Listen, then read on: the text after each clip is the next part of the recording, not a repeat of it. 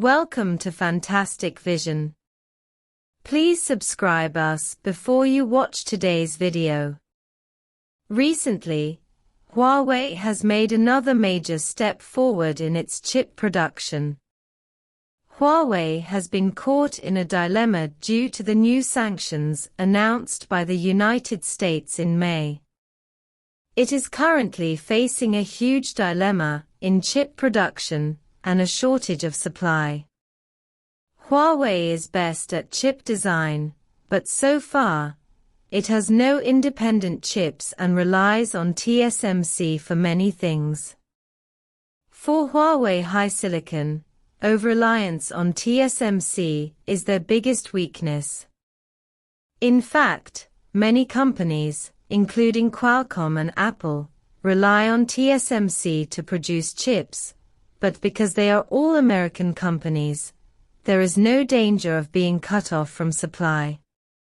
After the United States announced its product exports to China, Huawei received a $700 million order from TSMC, requiring an increase in the manufacturing time of 5 nanometers chips within 120 days. However, TSMC may lose its supply to Huawei in the future because the buffer period is about to expire. Obviously, the United States has constrained TSMC by terminating its business with Huawei. So how will TSMC respond? On June 9, when reporters asked about the shortage of orders for Huawei HiSilicon, TSMC CEO Liu Deng said, "China does not want this situation to happen, but if new options emerge, it will be a very short period, and it is difficult to predict how long this election will last." Because Huawei is TSMC's second largest customer, TSMC will not announce its supply to Huawei in the foreseeable future. There are many uncertainties, and TSMC will not clearly indicate its assistance to the United States. Its best strategy is to wait, as it has done in the past few years. Huawei should abandon its long-standing dependence on TSMC and seek new suppliers. If TSMC no longer supplies Huawei, how will Huawei deal with this buffer period? In response, South Korea's Samsung has extended an olive branch to Huawei, saying that it will supply its 5G equipment to Huawei if Huawei gives up some of its smartphone market share. According to recent news from the Observer website, foreign media said that Samsung and Huawei have begun to negotiate mergers and acquisitions. Since Huawei's demand for 5G is not limited to smartphones, but also high-quality 5G chips, the opportunity for M&A is huge. So far, Huawei has signed more than 95G business contracts worldwide, most of which are the company's core business. Although Samsung has withdrawn from the smartphone market in China, its smartphone business, as the center of its business, is still the world's largest smartphone manufacturer. Therefore, Huawei is likely to sign a contract with Samsung. TSMC now accounts for more than 50% of the world's chip manufacturing market, followed by Samsung, which has 18% of chip production. Samsung is already able to mass-produce 7 nanometers chips, and has invested $8 billion to build a chip factory in order to catch up with TSMC. For Samsung, this acquisition will enable it to gain a foothold in Huawei's position in the smartphone field, and it will also gain more chip foundry business. But in any case, Samsung is still in the right place. However, it is still questionable whether Samsung can achieve foundry manufacturing without US manufacturing facilities and processes. It is reasonable that Samsung can only use process technology made in Japan and Europe for the 7 nanometers process according to reports.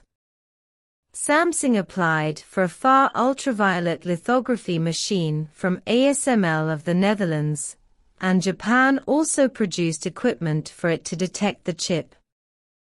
Although most of Samsung's shares are owned by American funds, because the shares are too dispersed, the American funds only receive dividends and cannot interfere with Samsung's daily operations. The actual controller of Samsung is the family of Lee Kuan-hee of South Korea, and its control over the entire company is based on a series of complex equity structures. In fact, no matter what, Samsung and TSMC can be said to have achieved their achievements by relying on Western experience. These two companies have grown from small to large, from weak to strong, all with Western investment. Therefore, it makes sense for them to choose to develop in the United States. The technological innovation spirit that the United States is proud of is just like how they treat survival crises, such as Samsung and TSMC. In order to rely on the shoulders of the United States to rush up, they also desperately accumulate strength, but if the companies they have cultivated really want to do favors for the United States, they cannot accept it. At the same time, on issues that all countries in the world will consider, such as the United States, even if Samsung and TSMC form a community of interests, there is no flexibility, such as in chip production. However, today, China's progress in chip manufacturing has also made Samsung and TSMC, the two monopoly companies, feel that there are better alternatives. On the one hand, China's manufacturing costs are low and the effect is equally excellent. On the other hand, it is also to reduce dependence on China. If China's chip technology is learned by its own companies, then it is completely possible to save tariffs and taxes, plus tensions, and reduce its own losses. This also makes the United States plan to accumulate small profits into large ones. Ultimately, it does not want the semiconductor industry to develop well in China. Moreover, their chip subsidy bill will also cause some semiconductor companies to move back to their country and lay out China's chip industry in advance. By eliminating the interference of foreign capital, their own domestic semiconductor industry can expand rapidly.